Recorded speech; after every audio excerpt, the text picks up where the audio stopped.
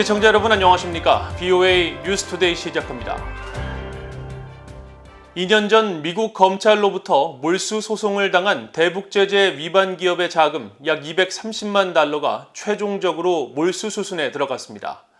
지난 3년 동안 미국 법무부가 몰수한 금액이 1,000만 달러가 넘는 것으로 나타난 가운데 법원의 최종 판결을 앞둔 소송도 점차 늘어가고 있습니다. 첫 소식 함지하 기자가 보도합니다.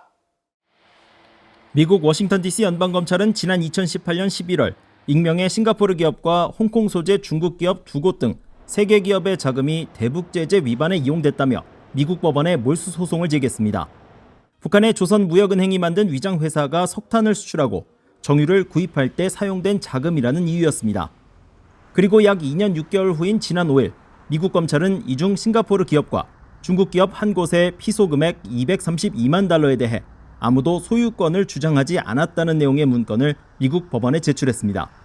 검찰은 원고의 주장만을 바탕으로 결정이 내려지는 궐석 판결을 요청하는 이 문건에서 소송 관련 내용을 규정에 따라 공시하고 피소 기업인 싱가포르와 홍콩 소재 기업에도 보냈지만 이 중 1개 기업만이 응답했을 뿐 나머지 2개 기업이 아무런 응답을 하지 않았다고 밝혔습니다. 이에 따라 문제의 자금 232만 달러는 이변이 없는 한 궐석 판결을 통해 미국 정부에 최종 귀속될 것으로 전망됩니다.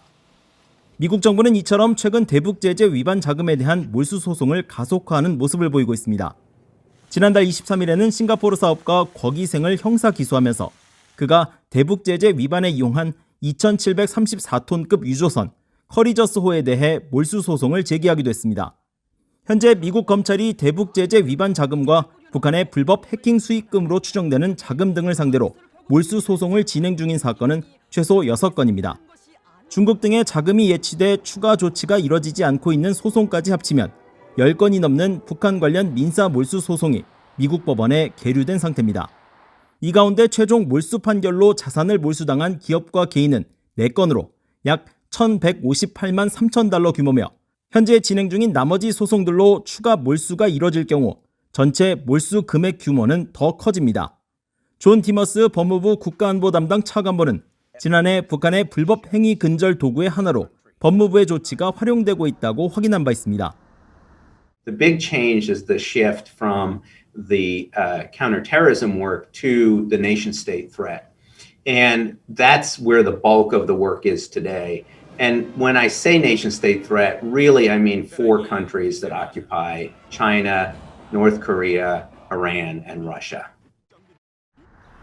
미국의 전문가들은 법무부가 행정부의 정책 방향에서 다른 부처들보다 더 독립적이라면서 정치적 상황과 상관없이 관련 증거가 포착되면 대북제재 위반 행위에 법적인 조치가 따를 수밖에 없다고 지적했습니다. BOA 뉴스 함지하입니다. 바이든 행정부는 인권 문제에 있어서 과거 행정부보다 더 단호한 입장을 취하고 있다고 미국 내 전문가들이 진단했습니다. 전문가들은 이에 따라 북한과의 핵 협상에서 북한의 인권 문제가 병행될 수 있다고 전망했습니다. 김영교 기자가 취재했습니다. 영국 런던에서 개최된 주요 7개국 G7 외교장관들은 공동 성명을 통해 북한의 심각한 인권 유린 실태에 대해 깊은 우려를 표했습니다. 미국 대외 정책 외교의 중심은 인권이라고 밝힌 바이든 행정부의 첫 G7 외교장관 회의에서 확인된 북한 인권 문제에 대한 대응입니다. 주한 미국 대사관 부대사를 지낸 마크 토콜라 한미경제연구소 부소장은 바이든 행정부가 인권 문제와 민주주의 촉진에 있어 과거 다른 행정부보다 더 단호한 입장을 취하고 있다면서 이런 입장은 북한에도 똑같이 적용될 것이라고 말했습니다. 그러면서 바이든 행정부가 북한과 비핵화 협상을 시작하면 인권 문제를 협상 의제로 다룰 것으로 예상했습니다. I think the Trump administration raised human rights issues at the beginning in a tactical way to try to increase pressure on North Korea to negotiate. I think for the Biden administration, it's not a tactic, it's a core part of their policy. 크리스토퍼 힐 전 국무부 동아태 차관보는 북한이 미북 관계 개선을 원한다면 인권 문제는 피할 수 없다면서 바이든 행정부는 인권 문제를 다룰 것으로 진단했습니다. I think the fact is that if there's a willingness to denuclearize and an interest in having a better relationship, human rights is kind of an inevitable subject to raise, but I expect it would be done in a way that will be positive for the overall relationship, not negative. 데니엘 스나이더 스탠포드대 연구원은 바이든 행정부가 인권과 민주주의를 이전 행정부보다 더 강조하고 있는 건 사실이지만 인권 문제를 꼭 핵 협상의 맥락에서 다뤄야 할 필요는 없다고 말했습니다. 인권 문제는 지속적으로 다뤄야 할 보편적 문제라는 겁니다. I think it's just important to keep speaking out about it in a consistent way. You don't have to go into a negotiating session about nuclear weapons and start talking about human rights. 코리아 소사이어티 선임 정책국장인 스티븐 노퍼 콜럼비아대 교수는 미국이 다자기구를 통해 북한 인권 문제에 대한 압박을 이어갈 것으로 예상했습니다. 비핵화 문제가 미국과 북한 간 협상에서 여전히 가장 중요하게 다뤄지면서 북한의 인권 문제는 유엔이나 다른 국제기구들이 우려를 표명해온 세계 보편적인 사안으로서 다뤄질 것으로 내다봤습니다. VOA 뉴스 김현교입니다.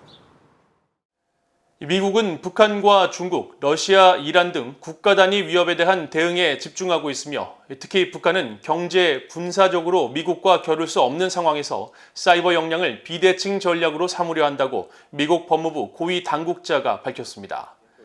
존 데머스 미국 법무부 국가안보 담당 차관보는 6일 법무부가 국가안보에 대한 사이버 위협과 법무부의 대응을 주제로 개최한 대담에서 이같이 밝히고 특히 이들 국가들은 자신들의 목적을 달성하기 위해 사이버 역량을 사용하고 있다고 설명했습니다.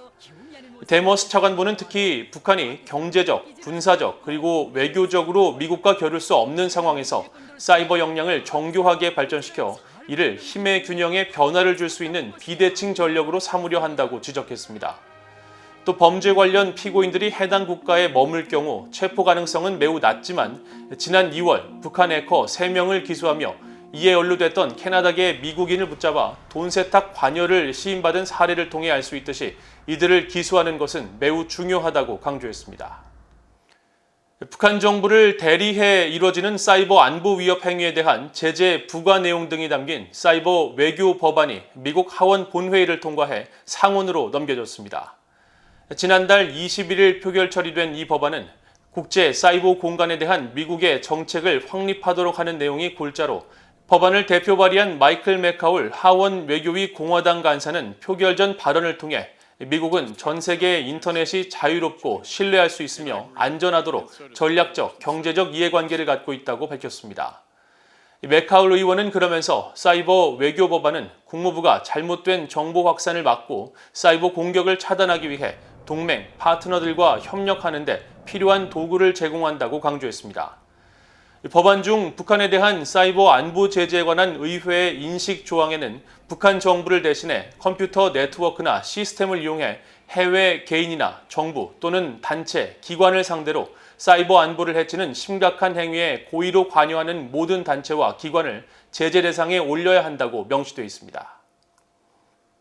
바이든 행정부의 대북 정책 검토가 완료된 가운데 북한이 미북 관계 돌파구 마련을 위해 향후 도발 등 벼랑 끝 전술을 선택할 경우 미국과 한국 당국은 연합 군사훈련의 재개를 가장 먼저 고려해야 한다는 지적이 제기됐습니다.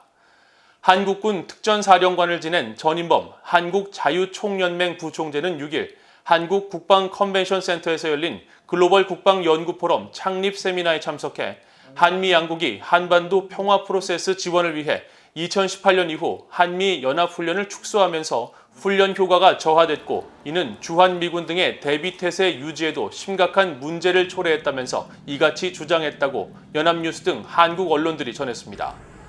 전 부총재는 또 한국 내 민원 때문에 실사격 훈련이 제한되면서 미군 전투기 조종사들이 일본이나 미국 본토로 귀국해 사격하는 실정이라면서 이는 곧 한반도 전체의 전력 공백으로 이어질 것이라고 우려하고 이 같은 훈련 여건의 미비는 주한미군의 일부 철수의 요인으로 작용할 수 있다고 지적한 것으로 전해졌습니다.